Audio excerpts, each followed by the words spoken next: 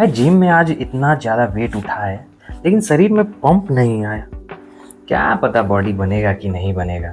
तो दोस्तों, सौरभ की तरह क्या आपको भी लगता है कि अगर जिम में एक्सरसाइज के बाद मसल्स में पंप नहीं आया तो आज की पूरी वर्कआउट बेकार गई?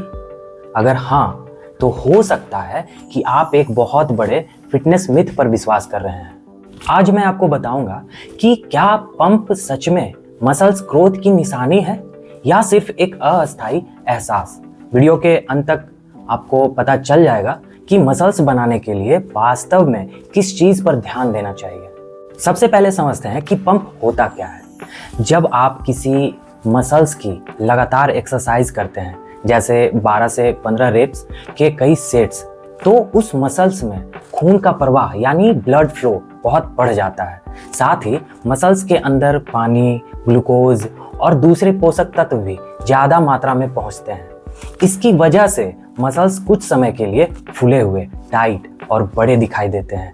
इसी एहसास को मसल्स पंप कहते हैं। लेकिन ध्यान दीजिए, यह अस्थायी मसल्स नहीं है।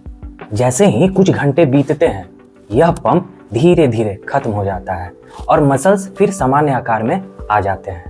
अब सबसे जरूरी सवाल कि क्या पंप आने का मतलब मसल्स ग्रोथ होना है? तो इसका उत्तर है नहीं। साइंस के अनुसार मसल्स बनने का सबसे बड़ा कारण है मैकेनिकल टेंशन, यानी मसल्स पर पर्याप्त तनाव पड़ना। जब आप सही तकनीक से वजन उठाते हैं और धीरे धीरे समय के साथ वजन, रेप्स या कठिनाई बढ़ाते हैं, तब मसल्स के अंदर बहुत छोटे छोटे माइक्रो टीयर्स बनते हैं। फिर आपका शरीर उन्हें रिपेयर करता है और यही रिपेयर की प्रक्रिया मसल्स को पहले से थोड़ा बड़ा और मजबूत बनाती है और इसे ही कहते हैं मसल्स हाइपरट्रॉफी। अब पंप इसमें मदद कर सकता है, लेकिन पंप खुद मसल्स बनाने की गारंटी नहीं है।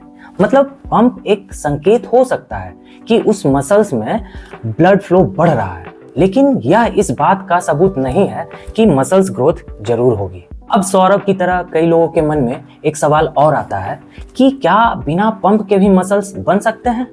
तो हाँ, बिल्कुल बन सकते हैं। मान लीजिए आप हैवी स्क्वाट, डेडलिफ्ट या बेंच प्रेस कर रहे हैं। इन एक्सरसाइज में कई बार ज्यादा पंप महसूस नहीं होता है, लेकिन यही एक्सरसाइज दुनिया की सबसे प्रभावी मसल्स बिल्डिंग एक्सरसाइज मानी जाती है। दूसरी तरफ अगर आप सिर्फ हल्के वजन से 30 से 40 रेप करते हैं और अच्छा पंप आ जाए, तो जरूरी नहीं कि उतनी अच्छी मसल्स ग्रोथ भी हो। यानी पंप अच्छा है, लेकिन सिर्फ पंप के पीछे भागना सही नहीं है। अब जानते हैं कि मसल्स बिल्डिंग में असली फोकस किस चीज पर होना चाहिए। अगर आपका लक्ष्य मसल्स बनाना है तो कुछ बातों पर ध्यान देना बहुत जरूरी है, जैसे प्रोग्रेसिव ओवरलोड यानी समय के साथ वेट या रेप बढ़ाना, हर दिन जरूरत के अनुसार प्रोटीन लेना, 7 से 8 घंटों की अच्छी नींद लेना, सही तकनीक से एक्सरसाइज करना और बिना स्किप किए हुए रेगुलर वर्कआउट करना। तो याद रखिए, पंप कुछ घंटों का होता है, लेकिन सही ट्रेनिंग और रिकवरी से बनने वाला मसल्स सालों तक आपके साथ रहती है। तो भाई सौरभ तो समझ गया होगा।